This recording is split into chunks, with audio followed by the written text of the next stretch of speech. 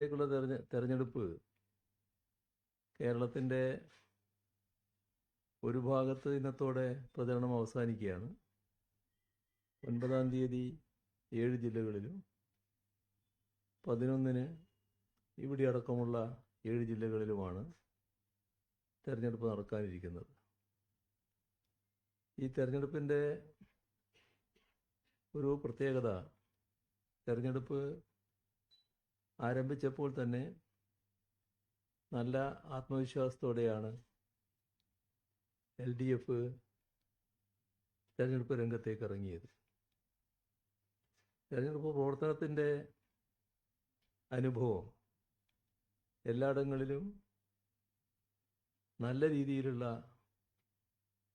പിന്തുണ കൂടുതലായി ജനങ്ങളിൽ നിന്നും LDFന് ലഭിക്കുന്നു എന്നതാണ്.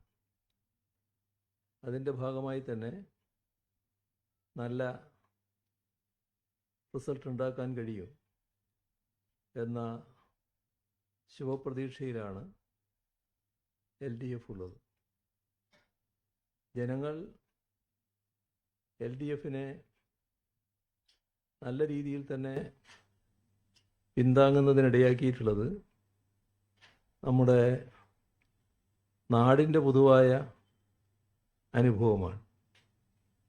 ഇവിടെ നേരത്തെ സൂചിപ്പിച്ചതുപോലെ കഴിഞ്ഞ 10 വർഷത്തോളമായി LDFൻ്റെ നേതൃത്വത്തിലുള്ള ഗവൺമെൻറ്റാണ് അധികാരത്തിലിരിക്കുന്നത്. ആ ഗവൺമെൻറ് നേരത്തെ ജനങ്ങളുടെ മുന്നിൽ നൽകിയിട്ടുള്ള വാഗ്ദാനങ്ങൾ തെരഞ്ഞെടുപ്പ് ഘട്ടത്തിൽ LDF നൽകിയിട്ടുള്ള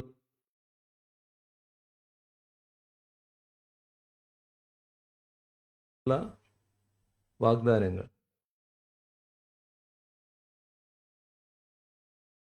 കൃത്യമായി വിലയിരുത്താൻ ജനങ്ങൾക്ക് അവസരമുണ്ടായിരുന്നു. അതാണ് ഓരോ വർഷവും നമ്മുടെ സംസ്ഥാനത്ത് എന്തെല്ലാം നടപ്പാക്കി എന്നതിനെക്കുറിച്ച് ജനങ്ങളെ അറിയിക്കുന്ന പ്രോഗ്രസ് റിപ്പോർട്ടിലൂടെ സംഭവിച്ചത്. ജനാധിപത്യ പ്രക്രിയയിൽ നമ്മുടെ കേരളത്തിലാണ് അത്തരമൊരു നടപടി രാജ്യത്താദ്യമായി തുടങ്ങിയത്. ലോകത്ത് തന്നെ എവിടെയെങ്കിലും ഇങ്ങനെയൊരു അവസ്ഥയുണ്ടോ എന്നുള്ളത് സംശയമാണ്. ഏതായാലും തെരഞ്ഞെടുപ്പ് രംഗത്ത് നൽകുന്ന വാഗ്ദാനങ്ങൾ അവ നടപ്പാക്കാനുള്ളതാണ്. അതിനെക്കുറിച്ച് അറിയാനുള്ള അവകാശം ജനങ്ങൾക്കുണ്ട്. ഈ ഒരു ബോധ്യമാണ് സർക്കാരിനെ നയിച്ചത്.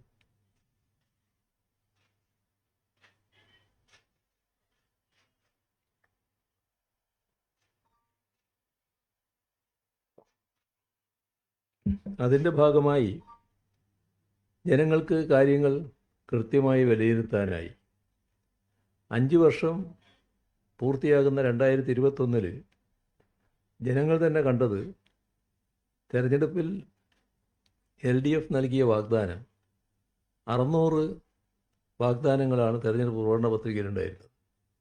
അതിൽ 580 നടപ്പാക്കിയ സർക്കാരാണ് LDF എന്നതാണ്. ഇതോടൊപ്പം തന്നെ ശ്രദ്ധിക്കേണ്ട ഒരു കാര്യം, നമ്മുടെ കേരളത്തിൽ ഈ വാഗ്ദാനങ്ങൾ നടപ്പാക്കുക എന്ന നില മാത്രമല്ല ഉണ്ടായത്.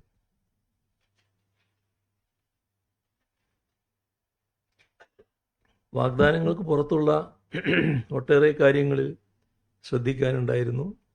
അതോടൊപ്പം തന്നെ നമുക്ക് നമ്മുടെ സംസ്ഥാനത്തിന് താങ്ങാവുന്നതിനപ്പുറമുള്ള വലിയ പ്രതിസന്ധികൾ നേരിടേണ്ടതായി വന്നു. നൂറ്റാണ്ടിലെ മഹാപ്രളയം 2018 സംഭവിച്ചു. തൊട്ടടുത്ത വർഷം അതിരൂക്ഷമായ കാലവർഷക്കെടുതിയുണ്ടായി. അതിനു മുൻപ് നമ്മുടെ സംസ്ഥാനത്ത് ഓഖിയുടെ വരവുണ്ടായി.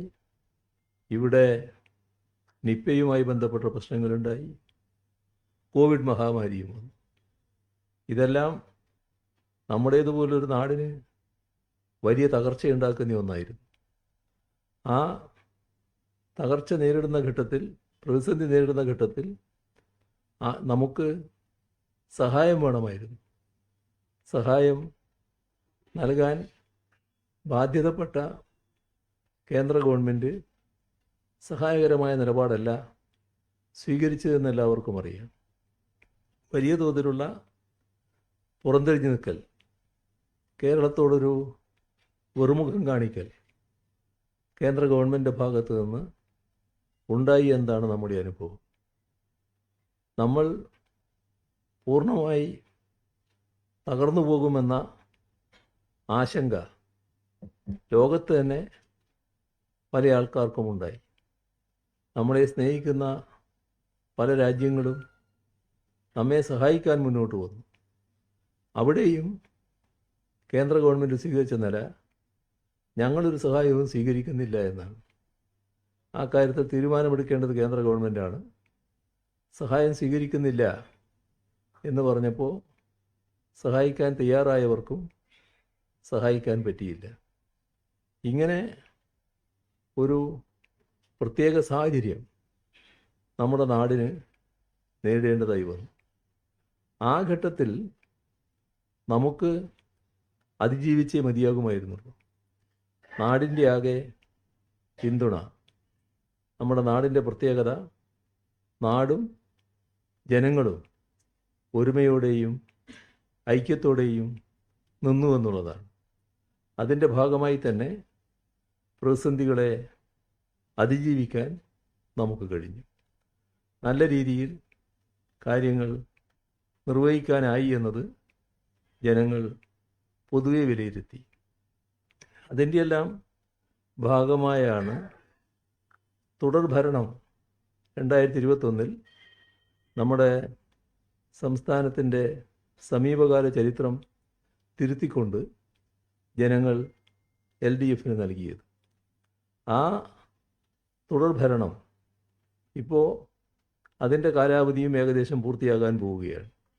ഇനി ചില്ലറ മാസങ്ങൾ മാത്രമേ ഉള്ളൂ.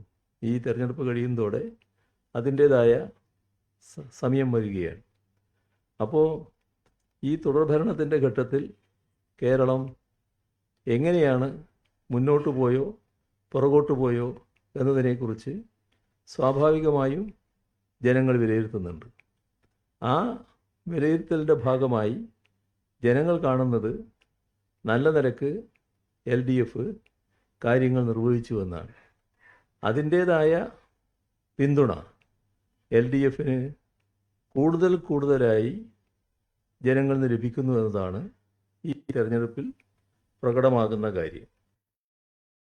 അതിൻ്റെ മറ്റ് വിശദാംശങ്ങളിലേക്ക് ഇപ്പോൾ ഞാൻ കടക്കേണ്ടതില്ല എന്നാണ് തോന്നുന്നത്. അതിൻ്റെ ഫലമായി നല്ല പിന്തുണ LDFന് പൊതുവെ ലഭിക്കുന്നു എന്നതാണ് കാണാൻ നമുക്ക് സാധിക്കുക. ഇവിടെ കോഴിക്കോട്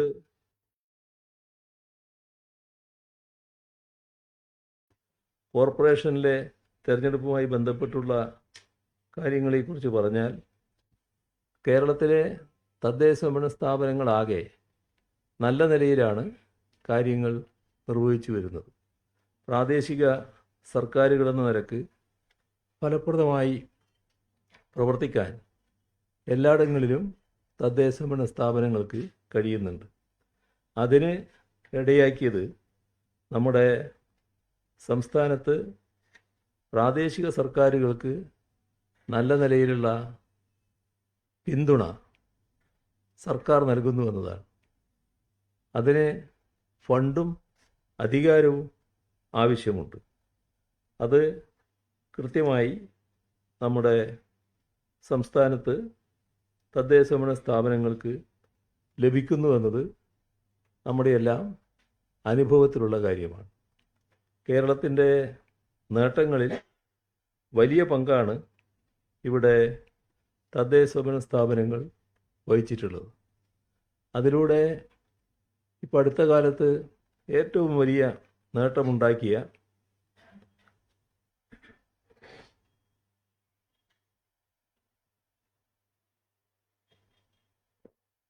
സംസ്ഥാനത്തിൻ്റെ തന്നെ വലിയ നേട്ടം എന്ന് പറയാവുന്ന ഒന്നാണ് അതിദാരിദ്ര്യ നിർമ്മാർജ്ജനം. ആ അതിദാരിദ്ര്യമുക്ത സംസ്ഥാനമാക്കി കേരളത്തെ മാറ്റുന്നതിന് വലിയ തോതിലുള്ള ഇടപെടലാണ് തദ്ദേശ സ്വയംഭരണ സ്ഥാപനങ്ങളുടെ ഭാഗത്തു നിന്ന് ഉണ്ടായത്. ഇവിടെയും നല്ല രീതിയിൽ തന്നെ അതുമായി ബന്ധപ്പെട്ട് കാര്യങ്ങൾ നിർവഹിച്ചിട്ടുണ്ട് എന്നതാണ് നമ്മുടെ അനുഭവം. കോഴിക്കോട് കോർപ്പറേഷനെക്കുറിച്ച് പറയുമ്പോൾ ചരിത്രം ഉറങ്ങുന്ന ഒരു മണ്ണാണ് കോഴിക്കോടിൻ്റേത്. സമാനതകളില്ലാത്ത വികസന ഗാഥകൾ ഇവിടെ വലിയ തോതിൽ എഴുതി ചേർക്കപ്പെട്ടിട്ടുണ്ട്. അക്ഷരങ്ങളെ സ്നേഹിച്ച നഗരത്തെ ലോകം ആദരിച്ചപ്പോൾ ഇന്ത്യയിലെ ആദ്യത്തെ യുനെസ്കോ സാഹിത്യ നഗരമെന്ന ഖ്യാതി കോഴിക്കോടിന് സ്വന്തമാക്കാനായി. ആഗോള പുരസ്കാരങ്ങൾക്കപ്പുറം പാവപ്പെട്ട മനുഷ്യരുടെ ജീവിതത്തിലുണ്ടാക്കിയ മാറ്റങ്ങളാണ് ഏറ്റവും പ്രധാനം. ലോകാരോഗ്യ സംഘടന കോഴിക്കോടിനെ വയോജന സൗഹൃദ നഗരമായി അംഗീകരിക്കുകയുണ്ടായി. നമ്മുടെ വയോജനങ്ങൾക്ക് നൽകിയ കരുതലുകൾക്കുള്ള സാക്ഷ്യപത്രമായിട്ടാണത് മാറിയത്. മാലിന്യമില്ലാത്ത തെരുവുകളും അഴുക് പദ്ധതിയിലൂടെ വീണ്ടെടുത്ത നഗരഭംഗിയും ഞെളിയമ്പറമ്പിൽ ഉയരുന്ന ആധുനിക ബയോഗ്യാസ് പ്ലാന്റും ഇതെല്ലാം നാളത്തെ തലമുറക്കുള്ള കരുതൽ ധനമാണ്. വിശക്കുന്നവന് അന്നമേകാനും കിടപ്പാടമില്ലാത്തവന് ലൈഫ് പദ്ധതിയിലൂടെ സുരക്ഷിതമായ മേൽക്കൂരി ഒരുക്കാനും അതിദാരിദ്ര്യം കണ്ടെത്തി അവർക്ക് മണ്ണും വീടും നൽകാനും എല്ലാം കോർപ്പറേഷന് കഴിഞ്ഞിട്ടുണ്ട്. ലൈഫ് പദ്ധതി വഴി ഇവിടെ കോർപ്പറേഷൻ പരിധിയിൽ 4000 വീടുകളാണ് പൂർത്തിയാക്കപ്പെട്ടത്. അതിദരിദ്രർക്ക് വീടും സ്ഥലവും നൽകുന്നതിനായി നെല്ലിക്കോട് വില്ലേജിൽ 84 സെൻറ്റ് സ്ഥലം ഏറ്റെടുത്തതും എല്ലാവർക്കും അറിയാവുന്നതാണ്. വയോജനങ്ങളുടെ ഏകാന്തതയകറ്റാൻ 6 പകൽ വീടുകൾ സജ്ജമാക്കുകയുണ്ടായി. ഭിന്നശേഷിക്കാർക്കും കിടപ്പ് രോഗികൾക്കും സഹായമെത്തിക്കാൻ സമന്വയ പദ്ധതി നടപ്പിലാക്കി. ഇതെല്ലാം സാധാരണക്കാരോടുള്ള പാവപ്പെട്ടവരോടുള്ള കോർപ്പറേഷൻ്റെ കരുതൽ വ്യക്തമാക്കുന്നവയായിരുന്നു. നഗരത്തിൻ്റെ അടിസ്ഥാന സൗകര്യ വികസനത്തിൽ വലിയ കുതിച്ചുചാട്ടമാണ് ഉണ്ടായത്. കല്ലായിപ്പുഴയിലെ ചളി നീക്കി ആഴം കൂട്ടുന്ന പ്രവൃത്തി ആരംഭിച്ചതോടെ നഗരത്തിലെ വെള്ളക്കെട്ടിന് ശാശ്വത പരിഹാരം കാണാനാകും. മാവൂർ റോഡ് ശ്മശാനം സ്മൃതിപഥം എന്ന പേരിൽ അത്യാധുനിക സൗകര്യങ്ങളോടെ നവീകരിക്കുകയും കല്ലെത്താൻ കടവിൽ 100 കോടിയോളം രൂപ ചെലവഴിച്ച് കേരളത്തിലെ ഏറ്റവും വലിയ പച്ചക്കറി മാർക്കറ്റ് സമുച്ചയം നിർമ്മിക്കുകയും ചെയ്തു. നഗരജീവിതത്തിൻ്റെ ഓരോ മേഖലയിലും പുരോഗതിയും ക്ഷേമവും കൊണ്ടുവരാൻ സാധിച്ചിട്ടുണ്ട്. അത്തരത്തിൽ വികസനത്തിൻ്റെയും ക്ഷേമത്തിൻ്റേതുമായ ഒരു നല്ല അധ്യായമാണ് കോർപ്പറേഷൻ എഴുതി ചേർത്തത്. അത് നല്ല രീതിയിൽ ഇനിയും തുടരേണ്ടതുണ്ട്. അതിൻ്റെ ഭാഗമായി തന്നെ ജനങ്ങളുടെ വർദ്ധിതമായ പിന്തുണ നല്ലതുപോലെ LDFന് ലഭിക്കുമെന്നാണ് പ്രതീക്ഷിക്കുന്നത്. ഇതാണ് ആമുഖമായി എനിക്ക് പറയാനുള്ളത്. നിങ്ങൾക്ക് ഒരുപാട് കാര്യങ്ങൾ ചോദിക്കാനുണ്ടാവും. അതിന് തടസ്സം വേണ്ട എന്നുള്ളത് കൊണ്ട് ആമുഖം ഞാൻ ചുരുക്കുക. ചോദ്യങ്ങളോ?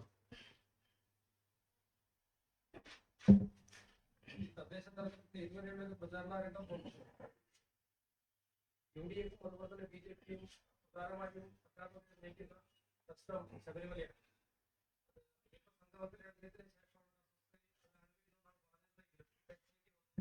അറസ്റ്റ് വന്നു. പാർട്ടി ചുമതലയുള്ളവർ തന്നെ അറസ്റ്റ് സാധ്യത. ഇപ്പൊ കൂടുതലായിട്ട് ഈ അതിൽ ഉൾപ്പെട്ട നേതാക്കൾക്ക് പാർട്ടി നടപടിയില്ല. അതിൽ ഇപ്പോൾ ഇനിയും ഈ അന്വേഷണത്തിൽ പാർട്ടിക്ക് ബോധ്യം വരാത്തതുകൊണ്ടാണോ നടപടി നീണ്ടു പോകുന്നതിനൊക്കെ വലിയ ആക്ഷേപം വരും? ഇക്കാര്യത്തിൽ തുടക്കം മുതൽ ഗവൺമെൻറ് വ്യക്തമാക്കിയൊരു കാര്യമുണ്ട്. ഇതിൽ ഫലപ്രദമായ അന്വേഷണം നടക്കുമെന്നുള്ളതാണ്. ഇതുമായി ബന്ധപ്പെട്ട് ഹൈക്കോടതി അടക്കം ഇടപെട്ടുകൊണ്ടുള്ള അന്വേഷണ സംവിധാനമാണ് ഒരുക്കിയിട്ടുള്ളത്. നല്ല കൃത്യതയോടെയുള്ള അന്വേഷണമാണ് നടന്നുകൊണ്ടിരിക്കുന്നത്. ആ അന്വേഷണത്തെക്കുറിച്ച് പ്രത്യേകമായ ആക്ഷേപമൊന്നും ഇതേവരെ ഉയർന്നു വന്നിട്ടുമില്ല. ഹൈക്കോടതിയും അതിൽ പൊതുവെ മതിപ്പ് രേഖപ്പെടുത്തുന്ന നിലയാണുണ്ടായിട്ടുള്ളത്. അതുകൊണ്ട് തന്നെ ഹൈക്കോടതിയുടെ മേൽനോട്ടത്തിൽ നടക്കുന്ന അന്വേഷണം അത് ഭംഗിയായി തുടരട്ടെ എന്നതാണ് കാണുന്നത്. ഇവിടെ അത്തരമൊരു അന്വേഷണ സംവിധാനം വന്നപ്പോൾ അത് പോരാ എന്നും അതിൽ നിന്ന് വ്യത്യസ്തമായി CBI അന്വേഷിക്കണമെന്നുമൊക്കെ പറഞ്ഞവരുണ്ടായിരുന്നു. പക്ഷേ അവരടക്കം പിന്നീട് ഈ അന്വേഷണ സംവിധാനത്തെ അംഗീകരിക്കുന്ന നിലയാണ് കാണാൻ കഴിഞ്ഞിട്ടുള്ളത്. കാരണം ഫലപ്രദമായി അന്വേഷണം മുന്നോട്ട് പോകുന്നു എന്നുള്ളത് തന്നെയാണ്. ഇതിൽ പാർട്ടിയുമായി ബന്ധപ്പെട്ട കാര്യങ്ങൾ പാർട്ടി വ്യക്തമാക്കിയിട്ടുണ്ട്. അത് ആ സമീപനത്തിൽ തന്നെ പാർട്ടി നിൽക്കുകയാണ്. ആരെയും സംരക്ഷിക്കുന്ന നിലപാട് പാർട്ടിയെ സംബന്ധിച്ചിടത്തോളം ഇല്ല എന്നത് വ്യക്തമാക്കിയ കാര്യമാണ്. അന്വേഷണത്തിൻ്റെ വഴിക്ക് നടക്കട്ടെ.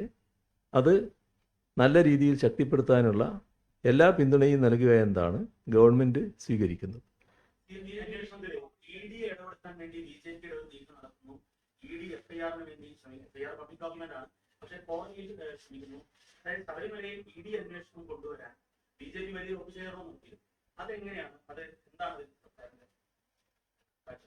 നമ്മുടെ സംസ്ഥാനത്തുള്ള പല കാര്യങ്ങളും വരുമ്പോൾ അതിനകത്ത് EDയുടെ ഇടപെടലുകൾ ഉണ്ടാകാറുണ്ട് എന്നുള്ളത് നേരത്തെയുള്ള അനുഭവമാണ്. അത് ഇപ്പോഴും നടന്നുകൊണ്ടിരിക്കുന്നു എന്ന് മാത്രമേ കാണേണ്ടതായിട്ടുള്ളൂ. ഇവിടെ അന്വേഷണം കൃത്യമായ രീതിയിൽ നടക്കുമ്പോൾ മറ്റേതെങ്കിലും ഒരു അന്വേഷണ ഏജൻസി അതിൻ്റെ ഭാഗമായി ഇടപെടേണ്ടി വരില്ല സാധാരണഗതിയിൽ. ഇത് ഹൈക്കോടതിയുടെ മേൽനോട്ടത്തിൽ നടക്കുന്ന അന്വേഷണമാണ് എന്നുള്ളത് കൊണ്ട് തന്നെ കുറ്റമറ്റ രീതിയിൽ അന്വേഷണം പൂർത്തിയാക്കാൻ കഴിയുന്നതാണ്.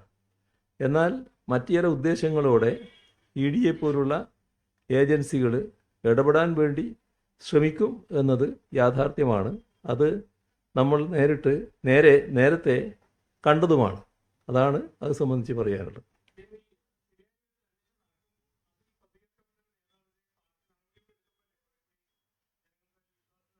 ആ കാര്യത്തിൽ പാർട്ടി നിലപാട് വ്യക്തമാക്കിയിട്ടുണ്ടല്ലോ.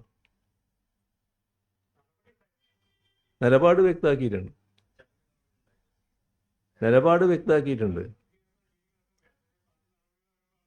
ബാക്കി കാര്യങ്ങൾ മുഖ്യമന്ത്രി എന്ന നിലക്ക് ഞാൻ പറയേണ്ട കാര്യങ്ങളല്ല. അത് മറ്റു തരത്തിൽ തെറ്റായി വ്യാഖ്യാനിക്കപ്പെടും.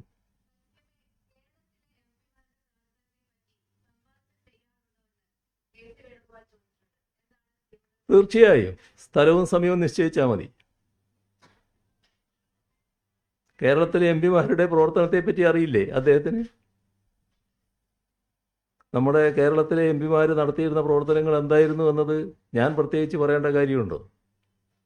നമ്മുടെ ഈ പത്രസമ്മേളനങ്ങൾ ഇത്തവണ ആരംഭിച്ചപ്പോൾ എറണാകുളത്ത് വെച്ചാണെന്ന് തോന്നുന്നു, ഞാൻ ഇത്തവണ നമ്മുടെ MPമാർ പഴയ ലോക്സഭയിലെ മനോഭാവത്തിൽ നിന്ന് മാറിയിരിക്കുകയാണ് എന്നൊരു ഗുഡ് സർട്ടിഫിക്കറ്റ് UDF MPമാർക്ക് ഞാൻ നൽകിയിരുന്നു.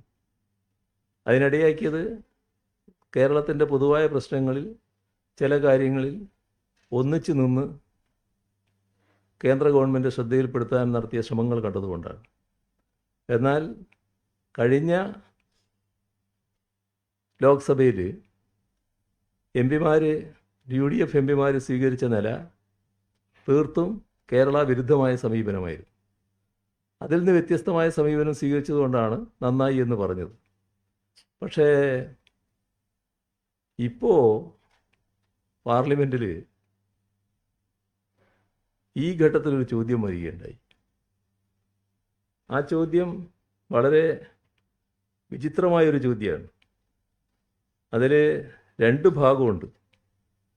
ഒരു ഭാഗം പൊതുവിൽ നമ്മുടെ കേന്ദ്ര ഗവൺമെൻറ്റിന് കാര്യങ്ങൾ അറിയിക്കുന്ന തരത്തിലുള്ളതാണ്. അതിലൊരു തെറ്റ് പറയാനില്ല. ഇവിടെ അതിദാരിദ്ര്യമുക്തം ആയതിനെപ്പറ്റി ചോദിച്ചാൽ ആ ചോദ്യത്തിൻ്റെ അർത്ഥം നമ്മൾ അതിദാരിദ്ര്യമുക്തമായി എന്നത് കേന്ദ്ര ഗവൺമെൻറ്റിനെ അറിയിക്കലാണ് എന്നെടുക്കുക. ചോദ്യം ഇങ്ങനെയായിരുന്നു: കേരളം അതിദാരിദ്ര്യമുക്തമായി നവംബർ 1-ാം തീയതി പ്രഖ്യാപിച്ചത് കേന്ദ്ര സർക്കാർ അറിഞ്ഞിരുന്നോ? അതിൻ്റെ വിശദാംശങ്ങൾ എന്തൊക്കെയാണ്? ഇതിൽ ഒരു തെറ്റ് പറയാനില്ല. കാരണം കേരളത്തിൻ്റെ ഒരു നല്ല കാര്യം കേന്ദ്ര ഗവൺമെൻറ്റിനെ കൂടി അറിയിക്കാനുള്ളൊരു ശ്രമം എന്ന നിലയ്ക്ക് അതിനെ കാണേണ്ടതായിട്ടുണ്ട്. പക്ഷേ അതിൻ്റെ തുടർച്ചയായി ചോദ്യം വന്നു. ആ ചോദ്യം ഇങ്ങനെയാണ്: കേരള സർക്കാർ അങ്ങനെ പ്രഖ്യാപിച്ചത് വഴി അന്ത്യോദയ അന്നയോജന വിഭാഗത്തിൽപ്പെടുന്ന റേഷൻ കാർഡുകൾ റദ്ദാക്കാനോ തുടരാതിരിക്കാനോ ഉള്ള സാധ്യതയുണ്ടോ? അപ്പോൾ എന്താ അതിൻ്റെ ഉദ്ദേശം? നമ്മൾ കേരളത്തെ അതിദാരിദ്ര്യമുക്ത സംസ്ഥാനമായി പ്രഖ്യാപിച്ചു എന്നതുകൊണ്ട് കേരളത്തിലെ മുഴുവൻ AY കാർഡുകൾ റദ്ദാക്കി കിട്ടുമോ? ഇതാണ് ഈ ചോദ്യത്തിന് പിന്നിലുള്ള കുബുദ്ധി. ഒരു പ്രചരണം ആ ഘട്ടത്തിൽ തന്നെ ഒരാവശ്യവുമില്ലാതെ ഇവിടെ ചിലർ അഴിച്ചുവിടാൻ ശ്രമിച്ചിരുന്നു. അപ്പോൾ കേരളത്തെ എങ്ങനെയൊക്കെ ദ്രോഹിക്കാം എന്ന ഒരു മാനസികാവസ്ഥയിൽ നിന്ന് അതിന് പിന്തുണ കൊടുക്കുന്ന അത്തരമൊരു നിലപാടാണല്ലോ കേന്ദ്ര ഗവൺമെൻറ് എപ്പോഴും സ്വീകരിച്ചുകൊണ്ടിരിക്കുന്നത്. അതിന് പിന്തുണ കൊടുക്കുന്ന ഒരു നിലപാട്, അല്ലെങ്കിൽ ഇങ്ങനൊരു കാര്യം കൂടി ഉണ്ട് എന്ന് പറഞ്ഞുകൊണ്ട് കൂടുതൽ ബുദ്ധി ഉപദേശിച്ചു കൊടുക്കുന്ന നില UDF എം പിമാരുടെ ഭാഗത്ത് നിന്നുണ്ടായി എന്നതാണ് കാണാൻ നമുക്ക് സാധിക്കുന്നത്. അപ്പോൾ എത്രമാത്രം കേരള വിരുദ്ധതയാണ് ഇവരുടെ മനസ്സിലുള്ളത് എന്നാണ് നമ്മൾ കാണേണ്ടത്. ഇവിടെ അതിദാരിദ്ര്യമുക്തം എന്നത് വന്നത് എങ്ങനെയാണെന്ന് കാര്യങ്ങൾ മനസ്സിലാക്കിയവരായിരിക്കുമല്ലോ നിങ്ങളെല്ലാവരും. നമ്മുടെ സംസ്ഥാനത്ത് ഒരു കാർഡും ഇല്ലാത്തവരുണ്ടായിരുന്നു ചിലർ. നമ്മുടെ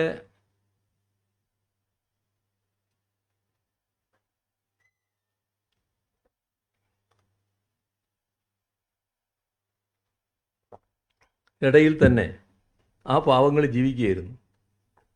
ആരുടെയും ശ്രദ്ധയിൽ അവർ പെട്ടില്ല. അവർക്ക് കാർഡില്ല. ഈ പറയുന്ന പരിശോധന നടന്നതിന് ശേഷമാണ് അവർക്കെല്ലാം കൃത്യമായി കാർഡുകൾ നൽകുന്ന നിലയുണ്ടായത്. മാത്രമല്ല, അതിദാരിദ്ര്യമുക്തം എന്ന അവസ്ഥ ഉണ്ടായത് പെട്ടെന്നൊരു പ്രഖ്യാപനത്തിലൂടെയല്ലാലോ. അതിനായി മൈക്രോ പ്ലാനുകൾ രൂപീകരിച്ചു. അതിൻ്റെ ഭാഗമായി നല്ല തരത്തിലുള്ള ഇടപെടലുകൾ ഉണ്ടായി. ഓരോ കുടുംബത്തെയും കണക്കാക്കിക്കൊണ്ടുള്ള ഇടപെടലുകൾ ഉണ്ടായി. അങ്ങനെയാണ് ഈ പറയുന്ന ഐദാരിദ്ര്യമുക്താവസ്ഥയിലേക്ക് എത്തിയത്. കുറേയേറെ പേർ പുതുതായി AAY കാർഡിലേക്കടക്കം എത്തി എന്നതാണ് ഇതിൻ്റെ ഭാഗമായി ഉണ്ടായ കാര്യം. അല്ലാതെ ഇവിടെ ആരെങ്കിലും AAY കാർഡിൽ നിന്ന് പുറത്തായി എന്നല്ല. ഇതെല്ലാം നാട്ടിലെല്ലാവർക്കും അറിയാവുന്ന കാര്യമാണല്ലോ. അത് അർത്ഥശങ്കക്കിടയില്ലാത്ത വിധം വ്യക്തമാക്കുന്ന ഒരു നിലയല്ലേ സ്വീകരിക്കേണ്ടത്? അതിനു പകരം പാർലമെൻറ്റിനകത്ത് കേരളത്തിൽ AAY കാർഡുകൾ ഇല്ലാതാക്കുകയാണ് എന്ന ഒരു തരത്തിലും വസ്തുതയുമായി ബന്ധമില്ലാത്ത ചോദ്യം ചോദിക്കുകയാണോ വേണ്ടത്? തെറ്റായ ഒരു ചിത്രം ഉയർത്തിക്കാട്ടാനുള്ള ശ്രമമാണോ ഉണ്ടാകേണ്ടത്? അതിദാരിദ്ര്യം അന്ത്യോദയ ഗുണഭോക്താക്കളെ കണ്ടെത്താനുള്ള മാനദണ്ഡമല്ല. ഇത് കേരളത്തെ സംസ്ഥാന സർക്കാർ അതിദാരിദ്ര്യമുക്തമായി പ്രഖ്യാപിച്ചതുകൊണ്ട് സംസ്ഥാനത്തിനുള്ള ഭക്ഷ്യധാന്യ വിതരണത്തിൽ മാറ്റമുണ്ടാകില്ല എന്ന് നേരത്തെ തന്നെ കേന്ദ്ര ഭക്ഷ്യ പൊതുവിതരണ മന്ത്രി പ്രഹ്ലാദ് ജോഷി UDF MPമാരെ അറിയിച്ചല്ലോ. 6 ലക്ഷത്തോളം വരുന്ന കുടുംബങ്ങൾ AAY കാർഡിൽ നിന്നും പുറത്താവുമെന്ന് പ്രചരിപ്പിച്ചവർക്കാണ് ഈ മറുപടിയിലൂടെ തിരിച്ചടി ലഭിച്ചിരിക്കുന്നത്. പാർലമെൻറ്റിൽ ഇത്തരം കുനിഷ്ഠ ചോദ്യങ്ങൾ ചോദിക്കാൻ UDF MPമാർക്ക് വല്ലാത്ത ആവേശമാണ് കാണുന്നത്. കേരളത്തിൻ്റെ ആവശ്യങ്ങൾ നേടിയെടുക്കാനും കേന്ദ്ര അവഗണനയ്ക്കെതിരെ ശബ്ദമുയർത്താനും ഈ ഉത്സാഹം നേരത്തെ അവർക്ക് തീരെ ഉണ്ടായില്ല. ഇപ്പോഴും അതിൻ്റെ ചില അവശിഷ്ടങ്ങൾ നിലനിൽക്കുന്നതെന്നാണ് ഇത് പ്രകടമാക്കുന്നത്. ഏതായാലും കേരളത്തിൽ നിന്നുള്ള UDF MPമാരുടെ ഈ കേരള വിരുദ്ധത ഒരിക്കൽ കൂടി മറനീക്കി പുറത്തു വന്നിരിക്കുകയാണ്. ഈ 2 MPമാർ, ഒന്ന് കൊല്ലം MPയും മറ്റൊന്ന് ഇവിടുത്തെ കോഴിക്കോട് MPയുമാണ് എന്നതും നമ്മൾ കാണേണ്ടതായിട്ടുണ്ട്. അതിനൊക്കെ മറുപടിയാണ് KC വേണുഗോപാലിനുള്ളവരിൽ നിന്ന്, KC വേണുഗോപാലിനെ പോലുള്ളവരിൽ നിന്ന് ജനങ്ങൾ പ്രതീക്ഷിക്കുന്നത്. അല്ലാതെ ഇതിനെ ന്യായീകരിക്കാൻ വേണ്ടി നമുക്കൊരു സംവാദം നടത്തിക്കളയാം എന്ന് പറഞ്ഞിട്ടുള്ള വെല്ലുവിളിയല്ല.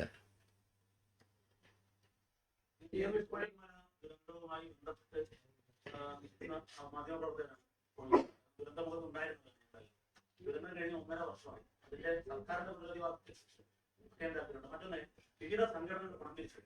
കോൺഗ്രസ് KPCC വീട് നൽകുന്നു പറഞ്ഞിരുന്നു. യൂത്ത് കോൺഗ്രസ് രാഹുൽ മാമ്പഴത്തിന്റെ നേതൃത്വത്തിലായിരുന്നു 30 വീട് നൽകുന്നത്. ഇതിന്റെയൊക്കെ തൽസ്ഥിതി എന്താണ്? സർക്കാരിന് അതിനുള്ള വിവരം? ഇതിനകത്ത് ഈ പുനരധിവാസത്തിൻ്റെ കാര്യത്തിൽ നമുക്ക് കടുത്ത നിരാശയാണ് കേന്ദ്ര ഗവൺമെൻറ്റിൻ്റെ സമീപനത്തിൽ ഉണ്ടായത് എന്നത് നേരത്തെ തന്നെ പല ഘട്ടം വ്യക്തമാക്കിയിട്ടുള്ളതാണ്. കാരണം നമ്മുടെ നാടിനാവശ്യമായ സഹായം ആ നിലക്ക് നൽകുന്നതിന് കേന്ദ്ര ഗവൺമെൻറ് സന്നദ്ധമായില്ല.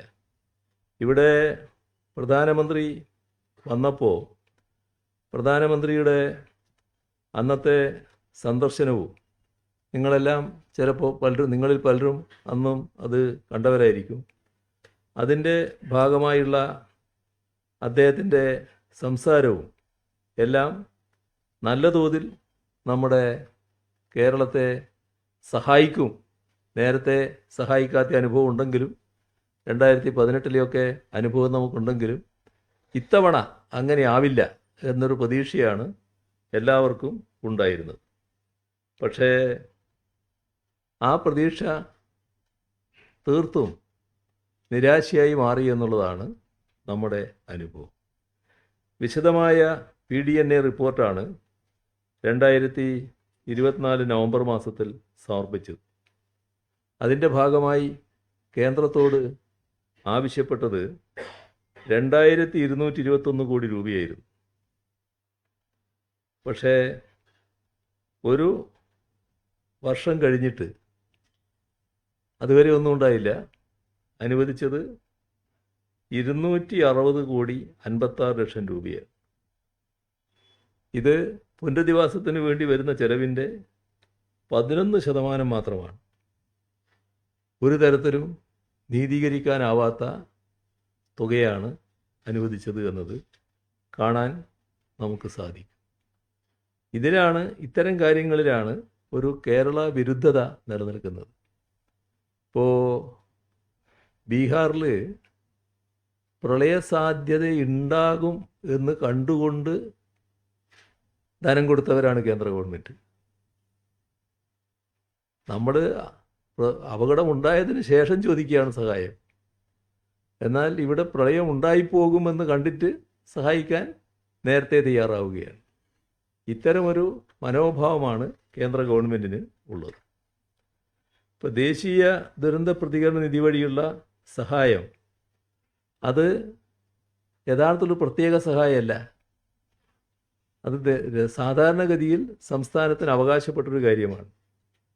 അതുതന്നെ അകാരണമായി പിടിച്ചു വെക്കുന്ന നില കേന്ദ്ര ഗവൺമെൻറ്റിൻ്റെ ഭാഗത്തുണ്ടായി.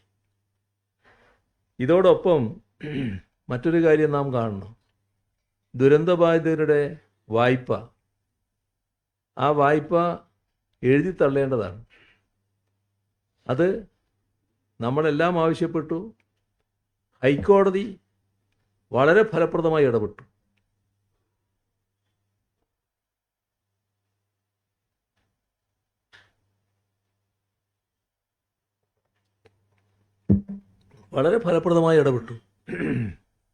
കേന്ദ്ര ഗവൺമെൻറ്റിനോട് എല്ലാവരും കണ്ടതല്ലേ, ഓരോ അവധിയിലും എത്ര കർക്കശമായിട്ടാണ് ഹൈക്കോടതി ആവശ്യപ്പെട്ടത്. പക്ഷേ എന്ത് നിലപാടാണ് സ്വീകരിച്ചത്? ഒരു കൊടുംചതി ഇതിനിടയിൽ കേന്ദ്ര ഗവൺമെൻറ് ചെയ്തു. വായ്പ എഴുതി തള്ളാൻ സഹായകമാകുന്ന ദേശീയ ദുരന്ത നിവാരണ നിയമത്തിലെ 13-ാം വകുപ്പ് കേന്ദ്രം ഭേദഗതി ചെയ്തു. എന്നിട്ട് അതങ്ങ് ഒഴിവാക്കി. അപ്പോൾ ചെയ്യാൻ കഴിയുന്ന സഹായം മുടക്കാൻ കരുതിക്കൂട്ടിയുള്ള ശ്രമമാണ് ഉണ്ടായത്. പിന്നെ എന്തായി? ദേശീയ ദുരന്ത നിവാരണ നിയമത്തിൽ 2025 മാർച്ചിൽ വരുത്തിയ ഭേദഗതി ചൂണ്ടിക്കാട്ടി മുണ്ടക്കൈ ചൂരൽമല ദുരന്തബാധിതരുടെ വായ്പ എഴുതിത്തള്ളാൻ നിയമം അനുവദിക്കുന്നില്ല എന്നാണ് കേന്ദ്ര സർക്കാർ ഹൈക്കോടതിയിൽ സത്യവാങ്മൂലം നൽകിയത്. ഇത് ഒരു തരത്തിലുള്ള കേരളത്തോടുള്ള പകപോക്കലാണ് എന്ന് ആരെങ്കിലും പറഞ്ഞാൽ അവരെ കുറ്റം പറയാൻ പറ്റൂ. 2024 ആഗസ്റ്റ് 17-നാണ് ആദ്യ മെമ്മോറാണ്ടം നമ്മൾ നൽകുന്നത്. അതിനുശേഷം PDNA നടത്തി വിശദമായ റിപ്പോർട്ട് 2024 നവംബർ 13-നാണ് സമർപ്പിക്കുന്നത്. ആ 2 ഘട്ടങ്ങളിലും ദുരന്ത നിവാരണ വകുപ്പിലെ 13-ാം വകുപ്പ് നിലവിലുണ്ടായിരുന്നു. ഇതിനു ശേഷമാണ് 2025 മാർച്ച് 29-നാണ് ഈ വകുപ്പ് ഒഴിവാക്കുന്നത്, നിയമം ഭേദഗതി ചെയ്യുന്നത്, ഗസ്റ്റ് വിജ്ഞാപനം ഇറക്കുന്നത്. ഈ ഭേദഗതിക്ക് മുൻകാല പ്രാബല്യമുള്ളതല്ല. പക്ഷേ നിയമം ഭേദഗതി ചെയ്തതിനാൽ ഇനി സഹായം നൽകാൻ കഴിയില്ല എന്ന നിലപാടാണ് കേന്ദ്ര സർക്കാർ സ്വീകരിച്ചത്.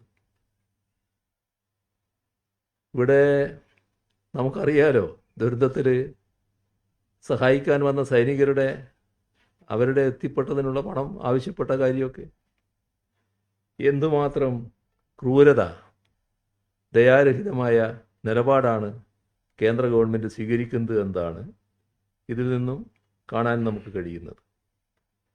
കൽപ്പറ്റ ടൗണിൽ പുനരധിവാസത്തിനുള്ള ടൗൺഷിപ്പ് പൂർണ്ണമായിക്കൊണ്ടിരിക്കുകയാണ്. ഈ മാസം കഴിഞ്ഞ് അടുത്ത മാസത്തോടെ ആ താമസിക്കാനുള്ള വീടുകളെല്ലാം പൂർത്തിയാക്കാനാകുമെന്ന് തന്നെയാണ് പ്രതീക്ഷിക്കുന്നത്. നല്ല വേഗതയിൽ ആ പണി നടന്നുകൊണ്ടിരിക്കുകയാണ്. ഉദ്ദേശിക്കുന്ന രീതിയിൽ പുനരധിവാസം മാതൃകാപരമായി തന്നെ പൂർത്തീകരിക്കാൻ കഴിയുമെന്നതിൽ സംശയിക്കേണ്ടതില്ല. ഇവിടെ ഇതുമായി ബന്ധപ്പെട്ട് കാര്യങ്ങൾ ചർച്ച ചെയ്തിരുന്നത് സർക്കാർ മാത്രമായിരുന്നില്ല. സർക്കാർ ഓരോ ഘട്ടത്തിലും പ്രതിപക്ഷത്തെ കൂടി വിശ്വാസത്തിലെടുത്ത് ചർച്ച ചെയ്തിരുന്നു. പ്രതിപക്ഷ നേതാവും ഉപനേതാവുമെല്ലാം അതിൽ പങ്കാളിത്തം വഹിച്ചിരുന്നു. അതിൻ്റെ ഭാഗമായി നിർമ്മിക്കുന്ന വീടുകളിൽ ചില വീടുകൾ നിർമ്മിച്ച് നൽകാൻ ഇത്ര വീട് നിർമ്മിക്കാൻ തയ്യാറാണ് എന്നൊക്കെയുള്ള പല വാഗ്ദാനങ്ങളും വന്നു. ആ വാഗ്ദാനങ്ങളുടെ കാര്യത്തിൽ എന്താണ് നാം പൊതു നിലപാട് സ്വീകരിക്കുന്നത് എന്ന് ചോദിച്ചപ്പോൾ സർക്കാർ തന്നെ വീട് നിർമ്മിക്കുക, ആ വീട് നിർമ്മിക്കുന്നതിന് ആവശ്യമായ പണം എത്രയാണെന്ന് കണക്കാക്കി ആ പണം ഈ സഹായം നൽകാൻ തയ്യാറാകുന്നവരിൽ നിന്ന് വാങ്ങുക, ഇതാണ് നല്ലത് എന്നത് ഏകപക്ഷീയമായ തീരുമാനമല്ല കേട്ടോ. ഞങ്ങളെല്ലാം കൂടി ആ ചർച്ചയിൽ പ്രതിപക്ഷ നേതാവും ഉപനേതാവും എല്ലാം ഇരുന്നു കൊണ്ട് തീരുമാനിച്ചതാണ്. അത് അതേ രീതിയിൽ പ്രാവർത്തികമാകുന്നു എന്നതാണ് കണക്കാക്കുന്നത്. അതിൻ്റെ പണി ആരംഭിക്കുന്നു. കുറച്ച് കഴിഞ്ഞപ്പോൾ ഇന്ത്യൻ യൂണിയൻ മുസ്ലിം ലീഗിൻ്റെ ഭാഗത്തു നിന്ന് ഒരു പ്രഖ്യാപനം വരുന്നു. അവർ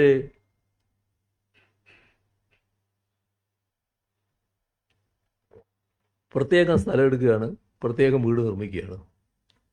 ഒരു തരത്തിലും പിടികിട്ടാത്തൊരു കാര്യമായിരുന്നു. എന്തിനാണ് അങ്ങനെയൊരു നിലപാടെടുത്തത് എന്ന് അന്നും ബോധ്യമല്ല, ഇന്നും ബോധ്യമല്ല. പക്ഷേ അപ്പോഴും കോൺഗ്രസിൻ്റെ വാഗ്ദാനം നേരത്തെ പറഞ്ഞ രീതിയിൽ തന്നെ നടപ്പാകുമെന്നായിരുന്നു നിലവിലുള്ള ധാരണ. അതിൽ മാറ്റം വരുത്തിയിരുന്നില്ല. മാറ്റം വരുന്നത് എങ്ങനെയാ? അത് അവർ ചിന്തിക്കേണ്ട കാര്യമാണ്. ഈ പ്രഖ്യാപനം നടത്തിയാൽ ആ പ്രഖ്യാപനം അതേ രീതിയിൽ നടപ്പാക്കാനുള്ള ബാധ്യത അതത് പ്രസ്ഥാനങ്ങൾക്കുണ്ടല്ലോ. അതിനാവശ്യമായ നടപടികളുണ്ടായില്ല എന്നുള്ളതാണ് യഥാർത്ഥ വസ്തുത. അതുകൊണ്ട് തന്നെ ഇതിൻ്റെ ഭാഗമായി സ്വീകരിച്ച പണം, അതുമായി ബന്ധപ്പെട്ട കണക്കുകൾ നമ്മുടെ കയ്യിലുള്ളതല്ല, സർക്കാരിനറിയുന്ന കാര്യങ്ങളല്ല. കാരണം അത് ഓരോ പാർട്ടിയും എന്ന നിലക്ക് ശേഖരിക്കുന്ന കാര്യങ്ങളാണ്. എന്നാൽ മറ്റു പല സംഘടനകളും ഈ പറഞ്ഞ കാര്യങ്ങൾ കൃത്യമായി നിർവഹിക്കുന്ന നില സ്വീകരിച്ചിട്ടുണ്ട്. അതിൽ മാതൃകാപരമായ നിലപാടാണ് DYFI പോലുള്ള സംഘടനകൾ സ്വീകരിച്ചത് എന്നതും നമ്മൾ കണ്ടതാണ്. അന്നേ സർക്കാർ പറഞ്ഞൊരു കാര്യമുണ്ട്, ആര് പണം തന്നാലും തന്നില്ലെങ്കിലും ഈ വീടുകൾ പൂർത്തീകരിക്കുക എന്നത് സർക്കാരിനെ സംബന്ധിച്ചിടത്തോളം പ്രതിജ്ഞാബദ്ധമായ കാര്യമാണ്. അത് ആ നിലയിൽ തന്നെയാണ് സർക്കാർ മുന്നോട്ട് പോയിക്കൊണ്ടിരിക്കുന്നത്. ഇതാണ് അതുമായി ബന്ധപ്പെട്ട് വ്യക്തമാക്കാനുള്ള കാര്യം.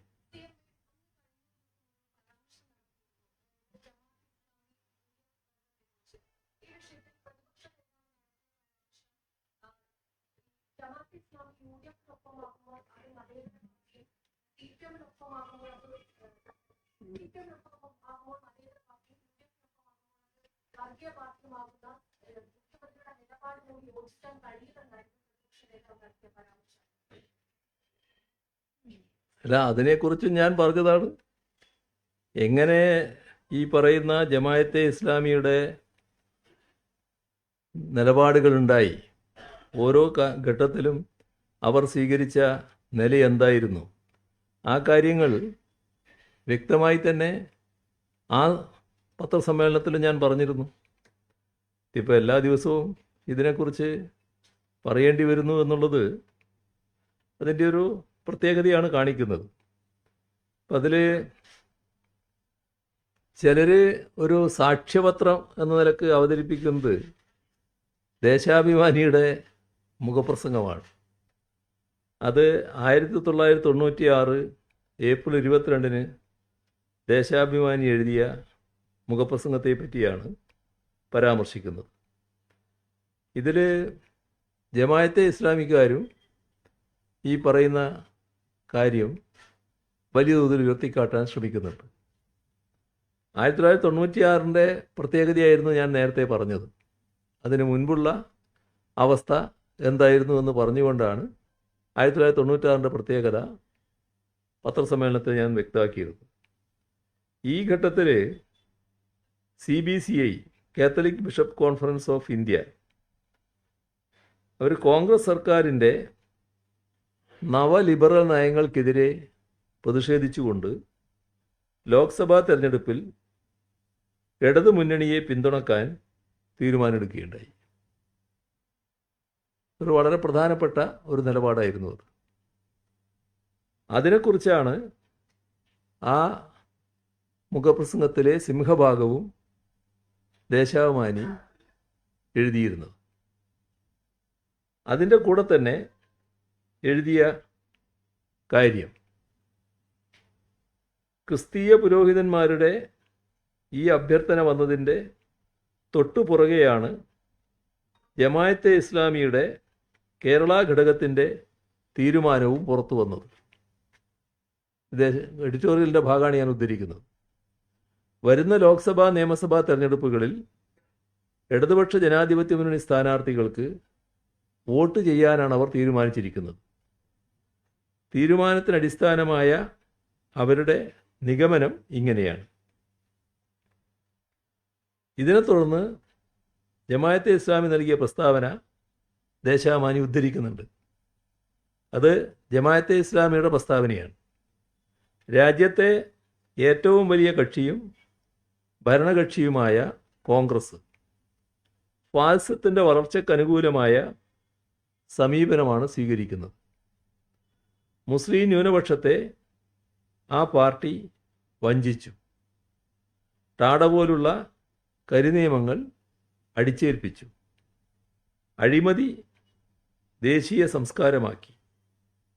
തെരഞ്ഞെടുപ്പ് ആസന്നമായിട്ടും തെറ്റ് തിരുത്താനോ മേലിൽ നീതിപൂർവം പ്രവർത്തിക്കും എന്നുറപ്പ് നൽകാനോ കോൺഗ്രസ് തയ്യാറായിട്ടില്ല. ഇതാണ് ജമായത്തെ ഇസ്ലാമി പ്രസ്താവിച്ചത്. അത് ദേശാഭിമാനി മുഖപ്രസംഗത്തിൽ എടുത്തുദ്ധരിച്ചു. ഇന്നലെയാണ് ഇതിൻ്റെ മറ്റു കാര്യങ്ങൾ ഞാൻ പറഞ്ഞിരുന്നത്. 1992 ജമായത്തെ ഇസ്ലാമിയെ കോൺഗ്രസ് സർക്കാർ നിരോധിക്കുന്ന സ്ഥിതി വന്നു. അതടക്കമുള്ള കാര്യങ്ങൾ കടുത്ത പ്രതിഷേധം ജമായത്തെ ഇസ്ലാമിക്കുണ്ടായി കോൺഗ്രസിനോട്.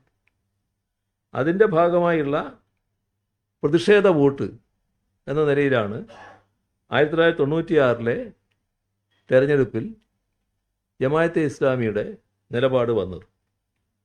അങ്ങനെയാണ് മനസ്സില്ലാ മനസ്സോടെ ഇടതുപക്ഷത്തിന് വോട്ട് ചെയ്യാൻ അവർ തയ്യാറായത്.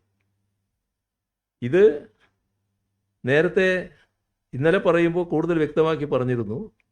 കാരണം അതിനു മുൻപ് എല്ലാ ഘട്ടത്തിലും ഇടതുപക്ഷത്തെ അതിക്രൂരമായി ആക്രമിക്കുന്ന നിലയാണ് ജമായത്തെ ഇസ്ലാമി സ്വീകരിച്ചിരുന്നത്. കോൺഗ്രസ്സിനായിരുന്നു ജമായത്തെ ഇസ്ലാമിയുടെ പിന്തുണയുണ്ടായിരുന്നു. പക്ഷേ അവർ വോട്ട് ചെയ്യാൻ ആരംഭിച്ചതിന് ശേഷം കോൺഗ്രസ്സിനെ പിന്താങ്ങിയെങ്കിലും ഒരു ഘട്ടത്തിൽ ഇവരെ നിരോധിക്കേണ്ടി വന്നു കോൺഗ്രസ് സർക്കാരിന്. അപ്പോഴുള്ള വിരോധമാണ് ഈ പ്രതിഷേധ വോട്ടിന് ഇടയാക്കിയത്. 1996 ഈ ദേശാഭിമാനി മുഖപ്രസംഗത്തെ തുടർന്ന് ജമായത്തെ ഇസ്ലാമിയെ കൃത്യമായി തന്നെ വിലയിരുത്തി പോകുന്നുണ്ട്. ഈ എഡിറ്റോറിയലിൽ ജമായത്തെ ഇസ്ലാമി എന്താണെന്ന് കൃത്യമായി പറയുന്നുണ്ട്. അത് എന്താണെന്ന് കൂടി നമുക്ക് നോക്കാം. അതും ഞാൻ ഉദ്ധരിക്കാം. ലോകത്തെവിടെയുണ്ടാകുന്ന സംഭവങ്ങളായാലും പ്രശ്നങ്ങളായാലും സ്വന്തം ഇസ്ലാമിക വീക്ഷണത്തിലൂടെ മതത്തിലൂന്നി നിന്ന് മാത്രം വീക്ഷിക്കുകയും നിരീക്ഷണങ്ങൾ നടത്തുകയും ചെയ്യുന്ന സംഘടനകളിൽ ഒന്നാണ് ജമാഅത്തെ ഇസ്ലാമി. CBCIയുടേതുപോലെ അത്രയേറെ ആഴത്തിലും പരപ്പിലും സംഭവങ്ങൾ വിശകലനം ചെയ്തുകൊണ്ടല്ലെങ്കിലും ജമാഅത്തും ചെന്നെത്തി നിൽക്കുന്നത് കോൺഗ്രസ് വിരുദ്ധ രാഷ്ട്രീയത്തിൽ തന്നെയാണ്. ഇതിൽ ആദ്യ ഭാഗം അത് ജമാഅത്തെ ഇസ്ലാമിയെക്കുറിച്ചുള്ള കൃത്യമായ വിലയിരുത്തലാണ്. മതത്തിലൂന്നി നിന്ന് മാത്രം വീക്ഷിക്കുക, നിരീക്ഷണങ്ങൾ നടത്തുക. അങ്ങനെ ചെയ്യുന്ന സംഘടനകളിൽ ഒന്നാണ് ജമാഅത്തെ ഇസ്ലാമി എന്നാണ് ദേശാഭിമാനി പറഞ്ഞത്. അപ്പോൾ ഈ കാര്യം ദേശാഭിമാനി അന്ന് തന്നെ വ്യക്തമാക്കിയിട്ടുള്ള കാര്യമാണ്. ഇപ്പോൾ ജമാഅത്തെ ഇസ്ലാമിക്ക് ഗുഡ് സർട്ടിഫിക്കറ്റ് കൊടുക്കാൻ വലിയ മത്സരമാണല്ലോ കോൺഗ്രസ് നേതാക്കൾ നടത്തിക്കൊണ്ടിരിക്കുന്നത്. നമ്മൾ ഓർക്കേണ്ട കാര്യം, ഉമ്മൻചാണ്ടി മുഖ്യമന്ത്രിയും രമേശ് ചെന്നിത്തല ആഭ്യന്തരമന്ത്രിയുമായിരിക്കെയാണ് 2014 ജനുവരി 28 ജമാഅത്തെ ഇസ്ലാമി നിയമവിരുദ്ധ പ്രസ്ഥാനമാണ് എന്ന് വ്യക്തമാക്കിക്കൊണ്ട് ഹൈക്കോടതിയിൽ ആ UDF സർക്കാർ സത്യവാങ്മൂലം നൽകിയിരുന്നത്. രാജ്യത്തെ നിയമവ്യവസ്ഥയെ അംഗീകരിക്കാത്ത മത തീവ്രവാദ സംഘടനയാണ് ജമാഅത്തെ ഇസ്ലാമി എന്നും ആഭ്യന്തര വകുപ്പ് അന്ന് ഹൈക്കോടതിയിൽ റിപ്പോർട്ട് നൽകി. ജമാഅത്തെ ഇസ്ലാമിയുടെ പ്രവർത്തനം, ഫണ്ട്, ആശയങ്ങൾ ഇവയെപ്പറ്റി അന്വേഷിക്കണമെന്നാവശ്യപ്പെട്ട് സമർപ്പിക്കപ്പെട്ട പൊതു താൽപ്പര്യ ഹർജിയിലാണ് സത്യവാങ്മൂലമായി UDF സർക്കാർ ഇപ്രകാരം ഒരു നിലപാട് സ്വീകരിച്ചത്. 1957 മലയാളത്തിൽ പ്രസിദ്ധീകരിച്ച ജമാഅത്തെ ഇസ്ലാമിയുടെ ഭരണഘടനയുണ്ട്. രാജ്യത്തിൻ്റെ ഭരണഘടനയെ വെല്ലുവിളിക്കുന്നതാണത്.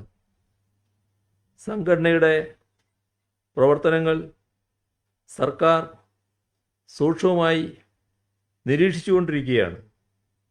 അവരുടെ പ്രസിദ്ധീകരണ വിഭാഗമായ ഇസ്ലാമിക് പബ്ലിഷിംഗ് ഹൗസ് പ്രസിദ്ധീകരിച്ച 14 പുസ്തകങ്ങൾ നിരോധിക്കാൻ നടപടി പൂർത്തിയായിക്കൊണ്ടിരിക്കുകയാണ്. ഇതൊക്കെ UDF സർക്കാർ ഹൈക്കോടതിയിൽ സമർപ്പിച്ച സത്യവാങ്മൂലത്തിൽ പ്രസ്താവിച്ച കാര്യങ്ങളാണ്.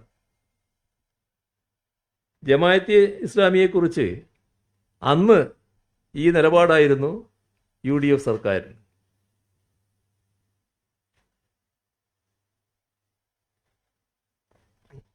ബഹുമാന ഉമ്മൻചാണ്ടി ഇപ്പോൾ ഇല്ല. ഇന്നത്തെ ആഭ്യന്തരമന്ത്രി രമേശ് ചെന്നിത്തല ഇപ്പോഴും നമ്മുടെ കൂടെ സജീവമായിട്ടുണ്ടല്ലോ. അപ്പോൾ അന്ന് ഈ നിലപാടുണ്ടായിരുന്ന ഇവർക്ക് ഇപ്പോൾ എങ്ങനെയാണ് ഇവർ തങ്കക്കുടങ്ങളായിട്ട് മാറിയത്? ജമാഅത്തെ ഇസ്ലാമിക്കാർ അന്നും ഇന്നും ജമാഅത്തെ ഇസ്ലാമി അവരുടെ വർഗീയ പ്രത്യയശാസ്ത്രത്തിൽ നിന്നും അണുകിട മാറിയിട്ടില്ല. ഇപ്പോൾ മാറിയതാരാ? മാറിയത് UDFൻ്റെ നിലപാടാണ്. ഇന്നലെ പറഞ്ഞതുപോലെ 4 വോട്ടിന് വേണ്ടി UDF അവരുടെ പ്രത്യയശാസ്ത്രത്തിൽ വെള്ളം ചേർത്തു. ജമാഅത്തെ ഇസ്ലാമിക്ക് ഗുഡ് സർട്ടിഫിക്കറ്റ് നൽകിയ UDF നേതൃത്വം ഇനിയെങ്കിലും അവരെന്ന് വെച്ചാൽ UDF എങ്ങനെയാണ് മാറിയത്? ഇനി ജമാഅത്തെ ഇസ്ലാമിക്ക് അവരുടെ കണ്ണിൽ എന്ത് മാറ്റമാണ് സംഭവിച്ചത്? ഏത് നിലയിലാണ് നവീകരിക്കപ്പെട്ടത്? അതെങ്കിലും വ്യക്തമാക്കാൻ തയ്യാറാവുകയാണ് വേണ്ടത്. അങ്ങനെ വ്യക്തമാക്കിയാൽ നമ്മുടെ മുസ്ലിം ബഹുജനങ്ങളിലെ മഹാഭൂരിപക്ഷം വരുന്ന ജനവിഭാഗങ്ങൾക്ക് നിങ്ങളുടെ യഥാർത്ഥ സ്ഥിതി മനസ്സിലാക്കാൻ സാധിക്കുമല്ലോ.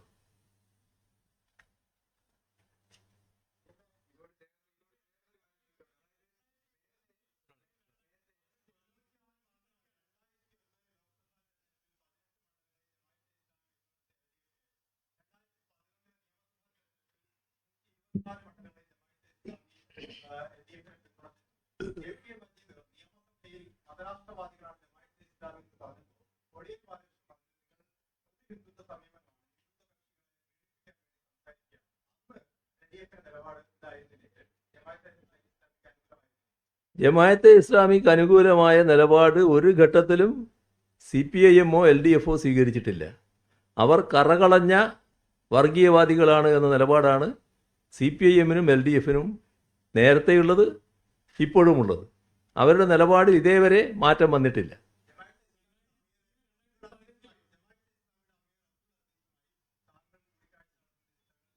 ജമാഅത്തെ ഇസ്ലാം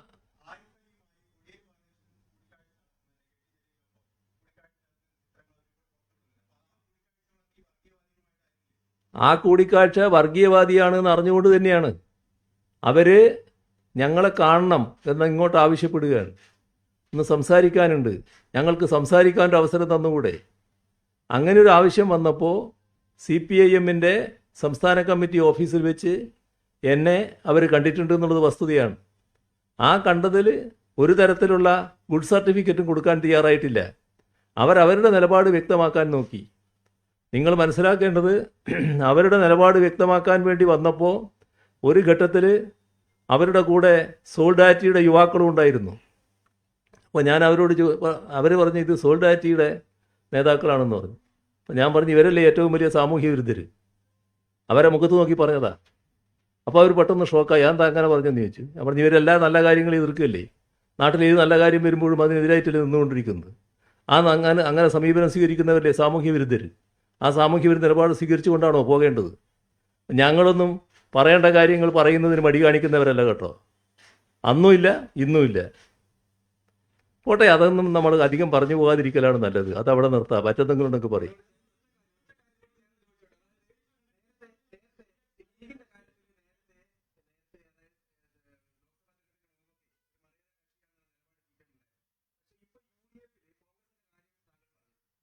ലീഗ് ഈ കാര്യത്തിൽ ഒരു കാര്യത്തിന് ചർച്ചയ്ക്ക് അല്ലെങ്കിൽ ഒരു പ്രത്യേകം സംസാരിക്കാൻ തയ്യാറാകുന്നില്ല. ലീഗിന്റെ നിലപാട് ഇപ്പോഴും മതേതരത്താണെന്ന് പറയാൻ പറ്റും. ലീഗിൻ്റെ നിലപാട് ലീഗാണല്ലോ ജമാഅത്തെ ഇസ്ലാമിയുടെ നേതൃത്വം സ്വീകരിച്ചു കഴിഞ്ഞിട്ടുള്ളത്. അതെന്താ നിങ്ങൾ കാണാത്തത്? ലീഗ് ജമാഅത്തെ ഇസ്ലാമിയുടെ നേതൃത്വം അംഗീകരിച്ചുകൊണ്ട് പ്രവർത്തിച്ചുകൊണ്ടിരിക്കുകയാണ് ഇപ്പോൾ. അതിൻ്റെ ഭാഗമായി ലീഗിൻ്റെ പരമോന്നത നേതാക്കളടക്കം ജമാഅത്തെ ഇസ്ലാമിക്ക് ഗുഡ് സർട്ടിഫിക്കറ്റ് കൊടുക്കാനല്ലേ പോകുന്നത്. അത് UDF രാഷ്ട്രീയത്തിൻ്റെ ഭാഗമാണ്. UDFനെ കേരളത്തിൽ സംരക്ഷിച്ചു നിർത്തുന്നതാരാ? യഥാർത്ഥത്തിൽ ലീഗല്ലേ, ഇന്ത്യൻ യൂണിയൻ മുസ്ലിം ലീഗല്ലേ. ഇന്ത്യൻ യൂണിയൻ മുസ്ലിം ലീഗിൻ്റെ ഒരു പ്രധാന ഉത്തരവാദിത്വമായിട്ട് അവരത് കണ്ടിരിക്കുകയല്ലേ.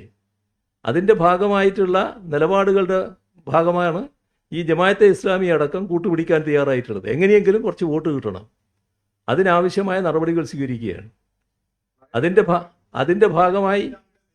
അതിൻ്റെ ഭാഗമായി എന്തെല്ലാം ചെയ്തുകൊണ്ടിരിക്കുന്നുണ്ട്.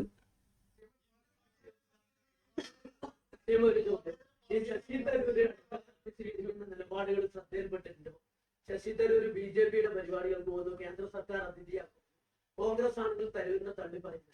തരൂര് ശരിക്കും ഒരു പാലമാണ് BJPക്ക് കോൺഗ്രസിനിടയിൽ. ശശി തരൂർ എന്ന് പറയുന്നത് കോൺഗ്രസിൻ്റെ വർക്കിംഗ് കമ്മിറ്റി മെമ്പറാണ്. അദ്ദേഹം കോൺഗ്രസിൻ്റെ നേതാവാണ് ഇപ്പോഴും. അത് നമ്മളെല്ലാവരും കണ്ടുകൊണ്ടിരിക്കുകയാണ്. എന്നാൽ ഒരു കാര്യം ഓർത്താൽ മതി, ഞങ്ങളെ CPIMൻ്റെ ഒരു സെമിനാർ ഒരു ഘട്ടത്തിൽ കണ്ണൂർ നടത്തുകയുണ്ടായല്ലോ, പാർട്ടി കോൺഗ്രസിനോടനുബന്ധിച്ചിട്ട്. അതിൻ്റെ ഭാഗമായി ആ സെമിനാറിൽ നമ്മുടെ തമിഴ്നാട് മുഖ്യമന്ത്രി വന്നു. ആ കൂട്ടത്തിൽ കേരളത്തിൽ നിന്ന് KV തോമസും അതിൽ പങ്കെടുത്തു. KV തോമസ് അന്ന് കേരളത്തിലെ കോൺഗ്രസിൻ്റെ നേതാവാണല്ലോ. ആ ഒറ്റ കാരണത്താലല്ലേ അദ്ദേഹത്തിൻ്റെ പേര് നടപടിയെടുത്തത്. ഒരു സെമിനാറിൽ പങ്കെടുത്ത് തൻ്റെ അഭിപ്രായം അവിടെ പറഞ്ഞു എന്നതിൻ്റെ മേലെ മറ്റൊരു പാർട്ടി വിരുദ്ധ നിലപാടും അദ്ദേഹം സ്വീകരിച്ചതായിട്ട് ആരും കേട്ടിട്ടില്ല. അങ്ങനെ ഒരു നിലപാട് സ്വീകരിച്ചതിന് നടപടിയെടുത്തതാണ് ഇവിടുത്തെ കോൺഗ്രസ്.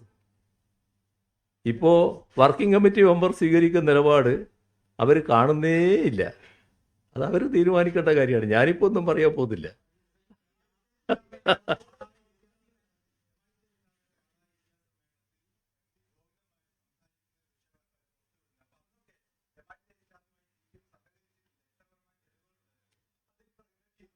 ആ തെളിവും കയ്യിൽ വെച്ച് നിൽക്ക്. ഞാൻ പറഞ്ഞു അവരെ പറ്റി.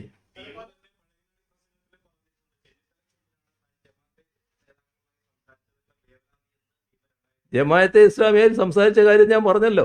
സംസാരിച്ചു എന്ന് പറഞ്ഞില്ലേ? ആ സംസാരിച്ചത് എന്താണെന്നും പറഞ്ഞില്ലേ? അതല്ലേ വസ്തുത. നിങ്ങളതിൽ ഇപ്പം ജമാഅത്തെ ഇസ്ലാമിയുടെ ജിഹുകളും വലിയ തോതിൽ എടുത്ത് പ്രവർത്തിച്ചുകൊണ്ടിരിക്കുകയാണല്ലോ. ഇപ്പോൾ മീഡിയ വണ്ണൊക്കെ നല്ല രീതിയിൽ അതിനുവേണ്ടി ഗവേഷണം നടത്തിക്കൊണ്ടിരിക്കുകയല്ലേ. അപ്പോൾ പരതുകയല്ലേ ഓരോന്ന്. അങ്ങനെ പരതി ഏതെങ്കിലും തെളിവ് കിട്ടുമോ നോക്കുകയല്ലേ. ആരും ജമാഅത്തെ ഇസ്ലാമിയെ ശുദ്ധീകരിക്കാൻ നോക്കണ്ട കേട്ടോ.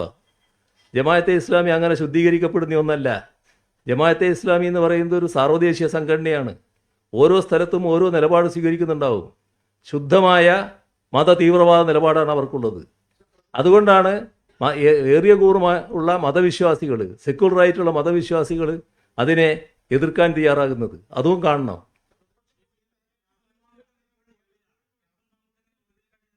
ഓ സമയം സമയം സമയം അല്ല, നമ്മളെ സമയമായിപ്പോയി. ഇനി നമുക്ക് നിർത്താം. ഇരിക്കട്ടെ. അതൊരു രസകരമായ കാര്യം തന്നെയാണ്. പക്ഷെ നമുക്കിവിടെ നിർത്താം. സമയം കഴിഞ്ഞു പോയി. ഓ നിർത്താം. അപ്പോൾ CM-ന്റെ സമയം കഴിയാണ്. അദ്ദേഹത്തിന്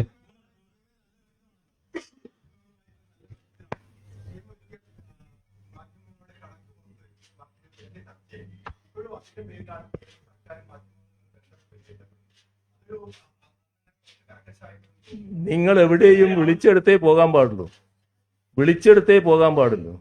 വിളിക്കാത്ത സ്ഥലത്ത് പോകാൻ പാടില്ല കേട്ടോ. വിളിക്കാത്ത സ്ഥലത്തല്ല പോയി ഇരിക്കേണ്ടത്.